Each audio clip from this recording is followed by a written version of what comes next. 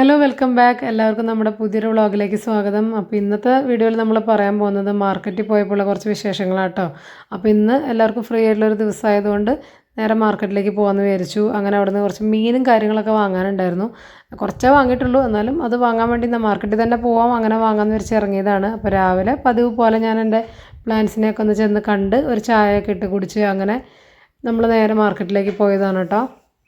ഞാൻ കുറേ നാളുകൾക്ക് ശേഷമാണ് കേട്ടോ ഈ മീൻ കാണുന്നത്. ഇതിൻ്റെ പേര് കോലാൻ എന്നാണ്, ആ നീണ്ടിരിക്കുന്ന സാധനം. എനിക്ക് അതിനെ കാണുമ്പോൾ തന്നെ ഭയങ്കര പേടിയാണ്. എന്തോ അതിൻ്റെ രൂപവും അതിൻ്റെ ആ ഒരു വായ്ഭാഗമൊക്കെ കാണുമ്പോൾ എനിക്ക് എന്തോ ഒരു പേടിയും എന്തൊക്കെയോ പോലെയാണ് കേട്ടോ. എനിക്ക് ചില മീനുകളൊക്കെ കാണുമ്പോൾ എനിക്ക് അങ്ങനെയാണ്, അതുകൊണ്ട് ഞാനത് വാങ്ങിക്കാറില്ല. അതിൻ്റെ ടേസ്റ്റും എനിക്ക് വലിയ ഇഷ്ടമല്ല കേട്ടോ. പണ്ടച്ഛൻ വാങ്ങാറുണ്ടായിരുന്നു വീട്ടിൽ. പിന്നെ സ്രാവ് ഉണ്ടായിരുന്നു, അതുപോലെ അയില, ഞണ്ട്, ചെമ്മീൻ, അങ്ങനെ എല്ലാ മീനുകളും ഉണ്ടായിരുന്നു. ഒക്കെ നല്ല ഫ്രഷ് ആയിട്ടുള്ള മീനുകളാണ്. പിന്നെ ഐക്കൂറ, അതുപോലെ നമ്മുടെ നാട്ടിൽ നെയ്മീൻ എന്നൊക്കെ പറയും.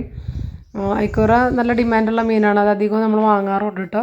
ചില സമയത്ത് നല്ല റേറ്റ് ആയിരിക്കും. പിന്നെ ആവോലി ഐക്കൂറയും തന്നെയാണ് ഇവിടെ മെയിനായിട്ടും വാങ്ങിക്കുന്ന മീനുകൾ. ഏട്ടൻ വാങ്ങാന്നുണ്ടെങ്കിൽ അതന്നെ വാങ്ങിക്കാറുള്ളൂ. പിന്നെ കൂന്തൽ ഞാനാകുമ്പോൾ വാങ്ങുന്നുണ്ടെങ്കിൽ ഒക്കെ വെറൈറ്റി ആയിട്ട് മാറി മാറി വാങ്ങിക്കും. എല്ലാത്തിൻ്റെയും ഒരു ടേസ്റ്റ് നമുക്കറിയണ്ടേ എന്ന് കരുതിയിട്ട് അങ്ങനെ വാങ്ങാറുണ്ട്. പിന്നെ ഓരോന്നിനും ഓരോ ഗുണങ്ങളാണെന്നാണല്ലോ പറയാറ്, അതുകൊണ്ട് അങ്ങനെയൊക്കെ നോക്കി വാങ്ങാറുണ്ട്. പിന്നെ മത്തിയൊക്കെ വളരെ കുറവായിരുന്നു കേട്ടോ. മത്തി സാധാരണ എല്ലാ സമയത്ത് പോകുമ്പോഴും കിട്ടാറില്ല, അത് വളരെ കുറച്ചേ കണ്ടിരുന്നുള്ളൂ ഈ സമയത്ത് പോയപ്പോൾ. ഇപ്പോൾ അധികം കാണുന്നത് സ്രാവാണ്. സ്രാവിന് അത്യാവശ്യം റേറ്റും കുറവുണ്ടായിരുന്നു എല്ലാ തവണത്തേക്കാളും. അങ്ങനെ നമ്മൾ കുറച്ച് സ്രാവൊക്കെ വാങ്ങിച്ചു. പിന്നെ അയില വാങ്ങിച്ചു. നമ്മൾ ഈ മാർക്കറ്റിൽ പോയിട്ട് മീൻ വാങ്ങിക്കുന്ന സമയത്ത് എനിക്ക് ഏറെ ഒരു ബുദ്ധിമുട്ട് വന്നിട്ടുള്ളൊരു കാര്യം എന്താണെന്നറിയോ, കുറേ പേര് ഇരിക്കുന്നുണ്ടാവും ഞങ്ങളുടെ ഇന്ന് വാങ്ങിക്കുക അല്ലെങ്കിൽ അങ്ങോട്ട് വാ എന്ന് വിളിച്ചുകൊണ്ട് ഇങ്ങനെ നിൽക്കും. അപ്പോൾ നമ്മളിത് എവിടെ പോയി വാങ്ങിക്കും നമുക്കൊരു കൺഫ്യൂഷനായിരിക്കും. ഏകദേശം ഒരേ റേറ്റും കാര്യങ്ങളൊക്കെ തന്നെ ആയിരിക്കും എല്ലാവരുടെയും കയ്യിൽ. ചിലരാണെങ്കിൽ വല്ലാണ്ടങ്ങ് നമ്മളെ പറ്റിച്ചും കളയും കേട്ടോ. ചില ആളുകൾ അങ്ങനെയുണ്ട്. അപ്പോൾ അത് നോക്കിയും കൊണ്ടൊക്കെ വാങ്ങിക്കുക എന്ന് പറഞ്ഞത് കുറച്ച് സ്കില്ല് വേണ്ട കാര്യം തന്നെയാണ്. നല്ലൊരു എക്സ്പീരിയൻസ് വേണം മാർക്കറ്റിൽ പോയിട്ട് നോക്കി അങ്ങനെ എടുക്കണമെങ്കിൽ. അപ്പോൾ എല്ലാവരും നമുക്കറിയാവുന്ന ആൾക്കാരായതുകൊണ്ട് ആരെ ഇന്ന് എടുക്കണം എന്നുള്ളൊരു കൺഫ്യൂഷനിലായിരുന്നു. പിന്നെ ഈ മീനുകൾക്ക് ഓരോ നാട്ടിലും ഓരോ പേരുകളാണല്ലോ. അപ്പോൾ ഇവിടെ പാര, ഹമൂർ എന്നൊക്കെ പറഞ്ഞ മീൻ എനിക്കത്ര വലിയ ഇഷ്ടമൊന്നുമില്ല കേട്ടോ. അത് പിന്നെ ഈ പുഴ മത്സ്യങ്ങൾ, അതിനോടൊന്നും എനിക്ക് വലിയ താല്പര്യമില്ല. ചിലർക്ക് കായൽ മീനും പുഴ മീനൊക്കെ ഒരുപാട് ഇഷ്ടമുള്ളവരുണ്ടെന്ന് കേട്ടിട്ടുണ്ട്. അതെ, പറഞ്ഞു തീർന്നില്ല, ഇത് ഹമൂറല്ലേ ഈ കാണുന്നത്, അത് തോന്നുന്നുണ്ട് കേട്ടോ. എനിക്കതിന് വലിയ താല്പര്യമൊന്നുമില്ല, അതിന് ടേസ്റ്റ് അത്ര പിടിക്കില്ല. നമ്മൾ പിന്നെ ചൂര പോലത്തെ മീനുകൾ, കുടുത, അങ്ങനത്തെ മീനുകളൊക്കെ വാങ്ങുന്നത് അച്ചാറിൻ്റെ ആവശ്യത്തിനാണ് കേട്ടോ. അച്ചാറുണ്ടാക്കാൻ വേണ്ടി മാത്രമേ അങ്ങനത്തെ വാങ്ങിക്കാറുള്ളൂ. ചൂര കറി വെച്ചാലും അതുപോലെ ചൂര വറുത്തിട്ടൊന്നും കഴിക്കണമെന്ന് ഇവിടെ ആർക്കും വലിയ ഇഷ്ടമില്ല കേട്ടോ. അതിൻ്റെ സ്വാദ് ഏട്ടനും ഒട്ടും ഇഷ്ടമല്ല അത്. പക്ഷേ ഏറ്റവും ഗുണമുള്ള മീനാട്ടോ ട്യൂണ. കഴിച്ചെങ്കിൽ ഭയങ്കര നല്ലതാണ്. പിന്നെ മുളക് കറിയായിട്ടൊക്കെ ഉണ്ടാക്കിയെങ്കിൽ കഴിക്കും, അല്ലാതെ തേങ്ങ അരച്ചിട്ടോ തേങ്ങാപ്പാലിലൊന്നും ഉണ്ടാക്കി കഴിഞ്ഞാൽ പൊതുവേ ഇഷ്ടമല്ല. പിന്നെ ഇങ്ങനെ ഓരോ മീനുകളും ഓരോ രീതിയിൽ ഉണ്ടാക്കണം എന്ന് പറഞ്ഞു കേട്ടിട്ടുണ്ട്. ചിലത് തേങ്ങ അരച്ചിട്ട് തന്നെ വെക്കണം, ചിലത് തേങ്ങാപ്പാലിൽ, ചിലത് തേങ്ങ വറുത്തരച്ചിട്ട്, ചിലത് മുളകും പുളിയിട്ടിട്ട്, അങ്ങനെയൊക്കെ പല രീതിയിലും പറഞ്ഞു കേട്ടിട്ടുണ്ട്. അങ്ങനെ വെക്കുമ്പോഴൊക്കെ ആയിരിക്കും കേട്ടോ ഓരോന്നിനും അതിൻ്റേതായിട്ടുള്ള ടേസ്റ്റ് ഉണ്ടാവുക. പണ്ടുള്ള ആൾക്കാരൊക്കെ അങ്ങനെ പറയുന്നത് കേൾക്കാം. ഇത്തവണ ഞാൻ പോയപ്പോൾ അവിടെ വേറൊരു സംഗതി കണ്ടു. നമ്മളെ കോഴിയുടെ തോടുറക്കാത്ത മുട്ടയില്ലേ, ആ മുട്ടകൾ കോഴിനെ കൊല്ലുന്ന സമയത്ത് കിട്ടുന്നതാണ്. അത് സെയിലിന് വെച്ചിട്ടുണ്ടായിരുന്നതാ, ഈ കാണുന്നതാണ് കേട്ടോ. അത് കോഴിനെ കൊല്ലുന്ന സമയത്ത് അതിൻ്റെ വയറിൻ്റെ ഉള്ളിലുള്ള മുട്ടകളാണത്. അത് കഴിക്കുന്നവരുണ്ട് കേട്ടോ. എനിക്ക് അങ്ങനത്തെയൊക്കെ കാണുമ്പോൾ ഭയങ്കര ഒരു എന്തോ പോലെ, ഞാൻ അങ്ങനത്തെ ഒന്നും വാങ്ങുകയില്ല. എനിക്ക് അങ്ങനത്തെ ഒന്നും ഇഷ്ടമല്ല കേട്ടോ. പക്ഷെ അത് ഇഷ്ടപ്പെടുന്ന ഒത്തിരി ആൾക്കാരുണ്ട്, അത് കറി വെച്ച് കഴിക്കുന്നവരുണ്ട്. ഭയങ്കര നല്ലതാണെന്നും പറഞ്ഞു കേട്ടിട്ടുണ്ട്. അപ്പോൾ നമ്മളിത് ആ സ്രാവ് വാങ്ങിക്കാൻ വേണ്ടിയിട്ട് അതങ്ങനെ തൂക്കമൊക്കെ എടുത്ത് നോക്കുകയാണ്. നല്ല ഫ്രഷ് ആയിട്ടുള്ള മീൻ തന്നെയായിരുന്നു. ഇവിടെയൊക്കെ സ്രാവും തെരണ്ടിയും ഒന്നാണ്. നമ്മുടെ നാട്ടിലൊക്കെ രണ്ടും രണ്ടാണ്. തെരണ്ടി എന്ന് പറയുന്നത് ആ ഒരു പട്ടത്തിൻ്റെ ഷേപ്പിലുള്ള ഒരു മീനില്ലേ, വാലുണ്ടാവും. ആ ഒരു പട്ടത്തിൻ്റെ ഷേപ്പ് എന്നാണ് അതിനെ നമുക്ക് ഐഡൻറ്റിഫൈ ചെയ്യാൻ ഏറ്റവും എളുപ്പം. അതിനാണ് ഞങ്ങൾ തെരണ്ടി എന്ന് പറയുക നമ്മുടെ നാട്ടിൽ. പക്ഷേ ഇവിടെയൊക്കെ അതിനെയും സ്രാവെന്നാണ് പറയുക, സ്രാവിനെയും സ്രാവെന്നാണ് പറയുക. ഒന്നിനങ്ങനെ വേർതിരിച്ചിട്ടൊന്നും പറയുന്നൊന്നുമില്ല. എന്തായാലും നല്ല മീനായിരുന്നു കേട്ടോ നമുക്ക് കിട്ടിയിട്ടുണ്ടായിരുന്നത്. എനിക്ക് പിന്നെ ഈ മീൻ മാർക്കറ്റിലൊക്കെ പോകുന്ന സമയത്ത് ഇവർ ഈ കട്ട് ചെയ്യുന്നത് കാണാൻ ഭയങ്കര ഇഷ്ടമാണ്. നല്ല രസമായിട്ട് അവർ കട്ട് ചെയ്യുക. നല്ല മൂർച്ചയുള്ള കത്തിയും ഉണ്ടാവും കരയിൽ. പെട്ടെന്ന് നല്ല കറക്റ്റ് അളവിൽ വൃത്തിയായിട്ട് കട്ട് ചെയ്ത് തരുന്നത് കാണാം. അങ്ങനെ ചെയ്യാൻ പറ്റുന്നത് തന്നെ ശരിക്കും പറഞ്ഞാൽ നല്ലൊരു കഴിവായിട്ട് തോന്നിയിട്ടുണ്ട് കേട്ടോ. നമ്മളൊക്കെ സാധാരണ വെട്ടി പൊളിക്കുകയും ചെയ്യുക. കാരണം മെയിനായിട്ട് അവർ യൂസ് ചെയ്യുന്ന പോലത്തെ കത്തികൾ നമ്മുടെ കയ്യിൽ ഉണ്ടാവില്ല, നമ്മൾ നോർമൽ കത്തിയല്ലേ. പിന്നെ ഞാൻ അധികം മീൻ വാങ്ങിക്കുമ്പോൾ അവിടെ നിന്ന് തന്നെ ക്ലീൻ ചെയ്ത് കൊണ്ടുവരിക ചെയ്യാം കേട്ടോ. ഇവിടെ കൊണ്ടുവന്നിട്ട് അത് ചെതുമ്പൽ കളയുക അങ്ങനെയുള്ള കാര്യങ്ങളൊക്കെ ആകുമ്പോൾ നമ്മൾ അകത്തുനിന്ന് ചെയ്യുമ്പോൾ അത് ഭയങ്കര ബുദ്ധിമുട്ടാണ്. പിന്നെ നമ്മൾ ആ ഏരിയ മൊത്തം വൃത്തിയാക്കലും ഇരട്ടി പണിയല്ലേ. അപ്പോൾ വാങ്ങുമ്പോൾ എല്ലാം ക്ലീൻ ചെയ്തിട്ട് കുറച്ച് സമയം നിന്ന് അങ്ങനെ എല്ലാം റെഡി ആക്കിയിട്ട് തന്നെ വാങ്ങാറില്ല. ഇവിടെ കൊണ്ടുവന്ന് വാഷ് ചെയ്ത് നമുക്ക് എന്താ ചെയ്യേണ്ടത്, കറിയാണെങ്കിൽ കറി, വറുക്കുകയാണെങ്കിൽ വറുക്കുക, ആ രീതിയിലേക്കുള്ള പരുവത്തിൽ ഞാൻ വാങ്ങിക്കാറുള്ളൂ. അങ്ങനെ നമ്മൾ നമ്മുടെ മീനൊക്കെ വാങ്ങി പുറത്തേക്ക് ഇറങ്ങിയുന്ന സമയത്ത് അവിടെ 2 ലോറികൾ ഇട്ടിട്ടുണ്ട്. അവിടുത്തെ ഒരു മരത്തിൽ കണ്ട കാഴ്ച കേട്ടോ ഇത്. നിറയെ കൊക്കും പ്രാവും പരുന്തും. എത്രയാണെന്ന് പറയേണ്ടത് അത്ര അധികം ഉണ്ടായിരുന്നു. ഇപ്പോൾ വീഡിയോയിൽ എത്രത്തോളം അത് ഭംഗിയായിട്ട് കണ്ടെന്ന് എനിക്കറിയില്ല. ഒരു ഉണങ്ങി നിൽക്കുന്ന ഒരു മരം ഉണ്ട്. ആ മരത്തിനകത്ത് ഫുള്ളിങ്ങനെ വലിയ വലിയ പരുന്തും കൊക്കും ഒക്കെയാണ്. എല്ലാം ഈ വേസ്റ്റ് കാര്യങ്ങളൊക്കെ തിന്നിട്ട് നല്ല സൈസുള്ള പക്ഷികളാട്ടോ. കണ്ടിട്ട് എടുക്കാണ്ടിരിക്കാൻ തോന്നിയില്ല, അത്ര അധികം ഉണ്ട്. പിന്നെ നമ്മൾ അയില വാങ്ങിയ സമയത്ത് അവിടെ തന്നെ അത് ക്ലീൻ ചെയ്യാൻ കൊടുത്തിരുന്നു. എന്നിട്ടാണ് മറ്റേ മീൻ വാങ്ങാൻ വേണ്ടി പോയത്. അപ്പോൾ അപ്പോഴത്തേക്ക് അവരത് ക്ലീനാക്കി വെച്ചിട്ടുണ്ടായിരുന്നു. അത് റിട്ടേൺ വാങ്ങിച്ചു. നാടൻ അയിലയാണ് എന്ന് പറഞ്ഞിട്ട് അങ്ങനെ കണ്ടപ്പോൾ വാങ്ങിയതാണ് കേട്ടോ. അയില അല്ലെങ്കിൽ സ്ഥിരമായിട്ട് നമ്മൾ വാങ്ങുന്ന മീൻ തന്നെയാണ്. അങ്ങനെ നമ്മൾ അവിടെ നിന്ന് സാധനങ്ങളൊക്കെ എടുത്തിട്ട് തിരിച്ച് വരുന്ന വഴിക്ക് അവിടെ ഒരു ലസ്സി ഷോപ്പ് ഉണ്ട്. അപ്പോൾ അവിടെ ഇപ്പോൾ ഈ റൂട്ടിൽ കൂടെ വരുമ്പോഴാണെങ്കിലും മിക്കവാറും ഈ ലസ്സി കുടിക്കാറുണ്ട്. ഭയങ്കര ഡിമാൻഡ് കേട്ടോ ഈ ഭാഗത്ത് ഈ ഒരു ലസ്സിക്ക്. അപ്പോൾ ഞാൻ എടുത്തത് മാംഗോ ലസ്സിയാണ്. അപ്പോൾ അതൊക്കെ മോള് കൊണ്ടു തന്ന സമയത്ത് നിറയെ അതിൻ്റെ പുറത്ത് തൂവി പോയിട്ടുണ്ടായിരുന്നു. അപ്പോൾ കാറിൻ്റെ അകത്ത് ആവേണ്ട വെച്ചിട്ട് ഒരു കടലാസ് കൂട്ടി പിടിച്ചത് കേട്ടോ ഞാൻ. അപ്പോൾ ഇതാണ് ഷോപ്പ്. നല്ല തിരക്കാണ് ഇവിടെ എപ്പോഴും കേട്ടോ. ഇപ്പോൾ വേനൽക്കാലം കൂടി ചെയ്തുകൊണ്ട് അവർക്ക് നല്ല സെയിലുള്ള സമയമാണ്. പിന്നെ റിട്ടേൺ വരുമ്പോൾ അവിടെ കുറച്ച് മുന്തിരി കൂട്ടി വെച്ചേക്കണം കേട്ടോ. നല്ല റേറ്റ് കുറവില്ല, ഒത്തിരി ആൾക്കാർ വാങ്ങിയിട്ട് പോകുന്നുണ്ടായിരുന്നു. അപ്പോൾ നമ്മളും വാങ്ങിച്ചു. അത് നല്ല ഫ്രഷ് മുന്തിരി ആയിരുന്നു കേട്ടോ. 1.5 കിലോ 100 രൂപയ്ക്കാണ് കൊടുക്കുന്നുണ്ടായിരുന്നത്. നല്ല മധുരമുള്ള മുന്തിരി കേട്ടോ, നല്ല ഫ്രഷ് മുന്തിരി ആയിരുന്നു. പിന്നെ മുന്തിരി വാങ്ങിക്കുന്ന സമയത്ത് അതിൻ്റെ കളർ നോക്കിക്കഴിഞ്ഞാൽ നമുക്കത് പഴുത്താണോ അല്ല എന്നുള്ളത് അറിയാൻ പറ്റും. ചിലത് കാണുമ്പോൾ നല്ല ഫ്രഷ് ആയിട്ടുണ്ടാവും, പക്ഷേ ഭയങ്കര പുളിയായിരിക്കും കേട്ടോ. പച്ചമുന്തിരി വാങ്ങുന്ന സമയത്ത് നമ്മൾ നല്ലൊരു മഞ്ഞ ഷെയ്ഡ് വന്ന രീതിയിലുള്ള മുന്തിരി എടുക്കുകയെന്നുണ്ടെങ്കിൽ നല്ലപോലെ മധുരം ഉണ്ടാവും കേട്ടോ. അതൊക്കെ വാങ്ങി നമ്മൾ വരുന്ന വഴിക്ക് റോഡ് സൈഡിൽ കണ്ടാട്ടോ ഈ ഒരു കൊന്ന മരം നിറച്ച് പൂത്തിട്ടുണ്ട്. എന്തുമാതിരി പൂവാണെന്നറിയോ, ഒത്തിരി പൂ കൊഴിഞ്ഞ് താഴെ കിടക്കുന്നുണ്ട് കേട്ടോ. ഇനി ഇപ്പോൾ നല്ല പൂവായിരിക്കും. ആ ഒരു വിഷു സമയത്ത് നമ്മൾ ഒരു കൊല പൂ അന്വേഷിച്ച് പോയി കഴിഞ്ഞാൽ ഒന്നും കിട്ടാണ്ടാവില്ല കേട്ടോ.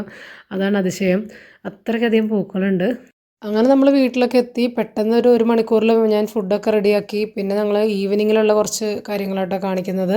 അപ്പോൾ കുറച്ച് ചെടികളൊക്കെ എനിക്ക് മാറ്റി നടാനുണ്ടായിരുന്നു. അപ്പോൾ അത് നടാൻ വേണ്ടി പോവുകയാണേ. അപ്പോൾ യൂഫോർബിയ ഇതുപോലെ കഴിഞ്ഞ മഴക്കാലത്ത് ഞാൻ കൊമ്പ് കുത്തി പിടിപ്പിച്ച് അങ്ങനെ നല്ല രീതിയിൽ ഇപ്പോൾ നല്ല ബുഷായിട്ട് ചെടിയായിട്ട് വന്നിട്ടുണ്ട്. ഇതൊക്കെ ചട്ടികളിലേക്ക് മാറ്റണം. യൂഫോർബിയനെ കുറിച്ചിട്ടുള്ള വീഡിയോ ഞാൻ ചെയ്യാം കേട്ടോ. നല്ലൊരു പ്ലാന്റാണ്. അധികം ആൾക്കാർക്കും വലിയ വീഡിയോകൾ വെക്കാൻ താല്പര്യമില്ലാത്തൊരു വെറൈറ്റിയാണ്. അതിനൊരു തെറ്റിദ്ധാരണയുണ്ട് അതിൻ്റെ പുറകിൽ. അതിനെക്കുറിച്ച് ഞാൻ ഒരു വീഡിയോ ഒക്കെ ആയിട്ട് ചെയ്യാം കേട്ടോ. യൂഫോർബിയയ്ക്ക് വെള്ളം കെട്ടി നിൽക്കാൻ പാടില്ല. ഒരു ചെടികൾക്കും പാടില്ല, ഇതിനൊട്ടും പാടില്ല. കാരണം ഇത് വെള്ളം അലർജിയുള്ള പ്ലാന്റാണെന്ന് വേണമെങ്കിൽ പറയേണ്ടി വരും. പിന്നെ ഈ ചട്ടികളിലൊക്കെ ഞാൻ കുറച്ച് ഉള്ളിത്തോല് ഉണക്കിയത് ഇട്ട് കൊടുക്കുന്നുണ്ട്. ഇതിങ്ങനെ കുറച്ച് കുറച്ചായിട്ട് ഇട്ട് കൊടുത്തു കഴിഞ്ഞാൽ ചെടിയുടെ വളർച്ചയ്ക്ക് നല്ലതാണ്. മാത്രമല്ല ഇതിൻ്റെ അടിയിൽ നിന്ന് വെള്ളം വാർന്നു പോകാനൊക്കെ കുറേയും കൂടി ഹെൽപ്ഫുള്ളാണ് കേട്ടോ. ഇപ്പം മണൽ കുറവാണെന്നുണ്ടെങ്കിൽ ഇങ്ങനെയുള്ള കരിയില ഇത് പറ്റില്ലെങ്കിൽ അങ്ങനെയുള്ള കാര്യങ്ങളൊക്കെ നമുക്ക് പൊടിച്ചിട്ട് അത് ചേർക്കാം. കരിയിലൊക്കെ അടിച്ച് വരിട്ട് ഒരു ചാക്കിലാക്കി കൂട്ടി നമ്മൾ കെട്ടി വെക്കുക. അതുപോലെ പോട്ടിംഗ് മിക്സ്ചർ തയ്യാറാക്കുന്ന സമയത്ത് നമ്മുടെ ചെടിച്ചട്ടികൾക്ക് വെയിറ്റ് കുറയാനൊക്കെ ഇങ്ങനെയുള്ള കാര്യങ്ങൾ ഇട്ട് കൊടുത്താൽ നല്ലതാണ്. ഗുണവും കൂടുതലാണ്. അത് കമ്പോസ്റ്റായിട്ട് മാറും കുറേ കഴിയുമ്പോൾ. അപ്പോൾ ഉള്ളിത്തോലൊക്കെ NPKക്ക് സമമാണെന്നാണ് പറയുക. ഞാനിത് ഞങ്ങൾ പഴയ ക്വാർട്ടേഴ്സിലായിരുന്ന സമയത്ത് എൻ്റെ ചെടികൾക്ക് സ്ഥിരമായിട്ട് കൊടുക്കാറുള്ള കാര്യമാണ് ഈ ഉള്ളിത്തോല് പുളിപ്പിച്ചിട്ടുള്ള വെള്ളം. ഇതിങ്ങനെ ഡയറക്റ്റായിട്ട് ഇടുമ്പോൾ ചിലപ്പോൾ കാറ്റത്ത് പറക്കും. അടിവെള്ളം ആയിട്ട് കൊടുക്കുമ്പോൾ പറക്കൊന്നുമില്ല. അല്ലാണ്ട് മീതിട്ട് കൊടുത്താൽ ചിലപ്പോൾ പറക്കും കേട്ടോ. അതുകൊണ്ട് അങ്ങനെ മീതിട്ട് കൊടുക്കാറില്ല. അപ്പോൾ അവിടെ അന്ന് ഞാൻ വെറുതെ ഒന്ന് പരീക്ഷണാർത്ഥം ഇത് കുറച്ച് വെള്ളത്തിലിട്ട് വെച്ചിട്ട് ഇങ്ങനെ അതിൻ്റെ തെളിവെള്ളം ഇങ്ങനെ ഒഴിച്ചു കൊടുത്ത് നോക്കിയതാണ്. അപ്പോൾ ചെടികൾ നല്ലപോലെ വളരുന്നുണ്ട് കേട്ടോ. എൻ്റെ ഫ്രൂട്ട് പ്ലാന്റ്സൊക്കെ ഞാൻ വാങ്ങി ആദ്യം കവറുകളിൽ തന്നെ ഒരു 4-5 മാസത്തോളം സൂക്ഷിച്ചിട്ടുണ്ട്. അപ്പോൾ ഒക്കെ അതിങ്ങനെ വെറുതെ കവറിലിരുന്ന് വെറും വെള്ളം ഒഴിച്ച് കൊടുത്താൽ അതിനൊരു ഗ്രോത്തും ഉണ്ടാവില്ലെന്നറിയാം. അതുകൊണ്ട് ഞാനത് ഇതുപോലെ ഈ ഒരു വെള്ളം ഒഴിച്ച് കൊടുത്തിട്ടാണ് അത് വളർത്തിക്കൊണ്ടിരുന്നത്. നമ്മളിവിടെ കൊണ്ടുവന്ന് മണ്ണിൽ വെക്കുന്നവരെ നല്ല രീതിക്ക് പുതിയ കൂമ്പുകൾ തളിരൊക്കെ വന്നിട്ട് ചെടി നല്ല ഉഷാറായിട്ട് വരുന്നുണ്ടായിരുന്നു ആ സമയത്ത്. അങ്ങനെ അന്നൊട്ട് ഉള്ളൊരു ശീലമാണ് ഈ ഉള്ളിത്തോല് പുളിപ്പിച്ചിട്ടുള്ളൊരു വെള്ളം ഒഴിക്കുക എന്ന് പറയുന്നത്. പിന്നെ ഇതിൻ്റെ ആകെ ഒരു കുഴപ്പം എന്താണെന്നുണ്ടെങ്കിൽ നമ്മൾ ഒറ്റ ദിവസം ഇത് വെക്കാൻ പാടുള്ളൂ. ഇപ്പം ഒറ്റ ദിവസം വെച്ചില്ലെങ്കിലും കുഴപ്പമില്ല. രാവിലെ ഇട്ട് വെച്ചിട്ട് വൈകുന്നേരം അത് അതിൻ്റെ തെളിവെള്ളം എടുത്ത് ഒഴിക്കുക. അല്ലെങ്കിൽ നെക്സ്റ്റ് ഡേ മോർണിംഗ് തന്നെ ഒഴിക്കുക. പിന്നീട് കുറേ സമയം വെക്കരുത്, ഭയങ്കര സ്മെല്ലായിരിക്കും ഉള്ളിയുടെ. പോട്ടിംഗ് മിക്സ്ചറായിട്ട് ഞാൻ ആ സെയിം മണ്ണ് തന്നെയാണ് എടുക്കുന്നത്. ഇതിനകത്ത് ഞാൻ എല്ലാ വളങ്ങളും ചേർത്തിട്ടുള്ളതാണ്. അപ്പോൾ അതുകൊണ്ട് ഇപ്പോൾ പുതിയതായിട്ട് ഇനി വേറെ ഒന്നും ചേർക്കുന്നില്ല. നല്ല വളക്കൂറുള്ള മണ്ണ് തന്നെയാണ് കേട്ടോ. പിന്നെ നമ്മൾ ഇതുപോലെ പുളിപ്പിച്ചിട്ടുള്ള സ്ലറി കാര്യങ്ങളൊക്കെ ഇടയ്ക്ക് ഒഴിച്ചു കൊടുക്കും. അപ്പോൾ അത്രയൊക്കെ തന്നെ മതി ഇത് നന്നായിട്ട് പൂവിടാനായിട്ട്. എൻ്റെ ഫ്രണ്ട് ഗാർഡനിൽ ഞാൻ ഒരുപാട് യൂഫോർബിയ പ്ലാന്റ്സ് വെച്ചിട്ടുണ്ട്. അതിൽ നിറഞ്ഞ് പൂവായിട്ട് നിൽക്കുന്നുണ്ട് കേട്ടോ. നല്ല വെയിലും അതുപോലെ നല്ല ചൂട് കിട്ടുന്ന തരത്തിലുള്ള വളങ്ങൾ, ആട്ടുംകാട്ടം അങ്ങനെയുള്ള കാര്യങ്ങളൊക്കെ ഉണക്കി പൊടിച്ചിട്ടിട്ട് കഴിഞ്ഞാൽ ഭയങ്കരമായിട്ട് ഫ്ലവർ ചെയ്യും. നല്ല കളറും ഉണ്ടായിരിക്കും ഫ്ലവേഴ്സിന്. ഒരു പ്ലാന്റ് നട്ടിട്ട് അത് അങ്ങനെ തന്നെ പൊരുവെയിലത്ത് കൊണ്ടുവച്ചാലും ഒരു തളർച്ചയില്ലാതെ നല്ല രീതിക്ക് വളർന്നു വരുന്നൊരു പ്ലാന്റാണ് യൂഫോർബിയ പ്ലാന്റ്. ഏറ്റവും മെയിൻ്റനൻസ് കുറവും അതുപോലെ നന്നായിട്ട് പൂവിടുന്ന ഒരു വെറൈറ്റിയാണ്. പിന്നെ എന്തൊക്കെയോ കുറേ തെറ്റിദ്ധാരണകൾ സ്പ്രെഡായിട്ട് അങ്ങനെ ഇത് അണ്ടർ റേറ്റഡ് ആയിട്ട് പോയിട്ടുള്ളൊരു പ്ലാന്റാണെന്നാണ് എനിക്ക് തോന്നിയിട്ടുള്ളത് കേട്ടോ. നന്നായിട്ട് പൂവിടുന്നൊരു പ്ലാന്റാണ്. നമുക്ക് പ്രത്യേകിച്ച് ഒരു കെയറിങ്ങും വേണ്ട. എപ്പോഴെങ്കിലും നമുക്കൊരു മനസ്സലിവ് തോന്നിയിട്ട് ഒരു അല്പം വെള്ളം കൊടുത്താൽ അത്ര മതി. അതിന് പ്രത്യേകിച്ച് അങ്ങനെ ഒരു ആവശ്യങ്ങളൊന്നുമില്ല. വേണ്ടത് സൺലൈറ്റാണ്. നല്ല വെയിലുള്ള സ്ഥലത്താണ് നമ്മൾ വീടുന്നുണ്ടെങ്കിൽ പറ്റിയ ചെടി കേട്ടോ ഇത്. തണലത്ത് ഇത് പൂവിടില്ല, മഴക്കാലത്തും പൂവിടില്ല. ബാക്കി എല്ലാ സമയത്തും ഒരു കീടബാധയോ ഒന്നുമില്ലാതെ എപ്പോഴും പൂ തരുന്നൊരു പ്ലാന്റാണ് കേട്ടോ. എനിക്കതുകൊണ്ട് എൻ്റെ ഫേവറേറ്റ് പ്ലാന്റ്സിൽ ഒരെണ്ണം ഇത് തന്നെയാണ്. കാരണം നമുക്ക് പണി കുറവാണ് ഇത് മെയിൻറ്റെയിൻ ചെയ്യാൻ. ഇതിന് ഇല വെട്ടി കൊടുക്കാനോ അല്ലെങ്കിൽ ഇതിൻ്റെ പുഴുശല്യം വരിക, ഇങ്ങനെ മറ്റേ കീടങ്ങൾ, അങ്ങനെയുള്ള ഒരു സംഭവവും ഈ പ്ലാന്റിനില്ല. അതുകൊണ്ട് തന്നെ ഇതെൻ്റെ ഫേവറേറ്റ് പ്ലാന്റാണ്. ഞാൻ കുറേ വർഷങ്ങളായിട്ട് പരിപാലിച്ച് വരുന്നൊരു പ്ലാന്റ് കേട്ടോ ഇത്. ഇപ്പം നമുക്ക് യൂഫോർബിയ പ്ലാന്റ്സ് ഒന്നും അങ്ങനെ വാങ്ങാൻ കിട്ടുന്നില്ല നഴ്സറികളിൽ. വളരെ കുറവാണ് കേട്ടോ. വളരെ വളരെ കുറവാണ്. ഉണ്ടെങ്കിൽ തന്നെ ചുരുക്കം 1 2 3 കളേഴ്സ്, അതിലപ്പുറം കാണാറുമില്ല. അപ്പോൾ അതുകൊണ്ട് തന്നെ ഈ പ്ലാന്റ് ഞാൻ എൻ്റെ ഒരു ഫ്രണ്ടിൻ്റെ വീട്ടിൽ പോയ സമയത്ത് ചെറിയൊരു കഷ്ണം, നമ്മുടെ ഒരു ഫിംഗറിൻ്റെ സൈസിൽ പോകുന്ന ഒരു കുഞ്ഞ് കഷ്ണം വെച്ചിട്ട് ഓരോന്നിൻ്റെയും കൊണ്ടുവന്ന് നട്ടതാണ് കേട്ടോ കുറേ നാൾ മുമ്പ്. അപ്പോൾ അങ്ങനെ പിടിപ്പിച്ചെടുത്തതാണിത്. പിന്നെ നട്ടിട്ട് നമുക്ക് തണലത്ത് വെക്കേണ്ട പരിപാടി ഒന്നും ചെയ്യണ്ട. വളരെ മെയിൻ്റനൻസ് കുറവായതുകൊണ്ട് തന്നെ ഞാനിത് ക്വാർട്ടേഴ്സിലായിരിക്കുമ്പോഴേ ഇത് ഇങ്ങനെ നല്ല രീതിക്ക് വെയിലൊക്കെ കിട്ടുന്ന സ്ഥലത്ത് വെച്ച് അങ്ങനെ വളർത്തിക്കൊണ്ടുവന്നാണ്. പിന്നെ അത് അവിടെ നിന്ന് അങ്ങനെ തന്നെ കൊണ്ടുവന്നിട്ട് ചട്ടികളിലേക്ക് പുതിയ വീട്ടിലേക്ക് വന്നപ്പോൾ മാറ്റി നട്ട് അങ്ങനെ വലുതാക്കി എടുത്തതാണ് കേട്ടോ. ഇപ്പോൾ നല്ലതായിട്ട് പൂവിടുന്നുണ്ടത്. പിന്നെ കുറച്ച് മണ്ണൊക്കെ നിറച്ചപ്പോൾ താഴെ പോയതുണ്ടായിരുന്നു, അതൊക്കെ അടിച്ചു വാരി കളഞ്ഞു. ഈ ചൂല് ഭയങ്കര അടിപൊളി കേട്ടോ. വേഗം ക്ലീൻ ആവുകയും ചെയ്യും. നോക്കിയെടുക്കണം, അതിൻ്റെ ഒരു എഡ്ജ് ഇങ്ങനെ നല്ല സ്ലാൻഡിങ് ആയിട്ട് നിൽക്കുന്ന ടൈപ്പ് നോക്കിയെടുക്കണം. കുറച്ച് റേറ്റ് ഉണ്ട്, എന്നാലും നല്ല ഉപയോഗമുള്ള സാധനം കേട്ടോ അത്.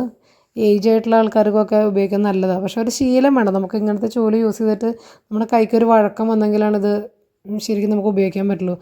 ഞാൻ ഈ ചൂല് അമ്മയ്ക്ക് വാങ്ങിച്ചു കൊടുത്ത സമയത്ത് അമ്മ അത് അടിച്ചു വരിട്ട് അമ്മയ്ക്ക് പറ്റണില്ല, അത് ശരിയാവണില്ല എന്ന് പറയണ്ടായിരുന്നു. അതുപോലെ തന്നെയായിരുന്നു എനിക്കും. പക്ഷേ ഒരാഴ്ച നമ്മൾ അതിൽ അടിച്ച് ശീലമായി കഴിഞ്ഞാൽ പിന്നെ നമുക്കതായിട്ട് നല്ലൊരു കണക്ഷൻ വരും. പിന്നെ അത് പെട്ടെന്ന് നമുക്ക് കാര്യങ്ങൾ ചെയ്യാം കേട്ടോ. ഭയങ്കര ക്ഷീണിച്ച് ബുദ്ധിമുട്ടി കഷ്ടപ്പെട്ട് അങ്ങനെ നടിച്ച് വരേണ്ട കാര്യമില്ല. നല്ല ക്ലീനായിട്ട് കിട്ടുകയും ചെയ്യും. നമ്മൾ ഈ ഒരു ചൂല് വാങ്ങിക്കുന്ന സമയത്ത് ഇതിൻ്റെ ആ ഒരു അടിച്ച് വാരിയിട്ട് നമ്മളിങ്ങനെ കോരി എടുക്കുന്ന ആ ഒരു സംഭവം ഉണ്ടല്ലോ, അതിന് ഹാൻഡിലുണ്ട്.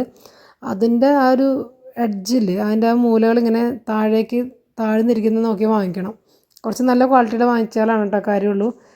ലോക്കൽ ബ്രാൻഡൊക്കെ ആകുമ്പോൾ അതിന് വലിയ ഫിനിഷിങ് കാര്യങ്ങളുണ്ടാവില്ല. പൊടി മുഴുവനൊന്നും അടിച്ചിട്ട് അങ്ങനെ കയറി പോവില്ല. അങ്ങനെയൊക്കെ ഉണ്ട്. അത് നോക്കിയിട്ട് എടുക്കണമെന്നേ ഉള്ളൂ കേട്ടോ.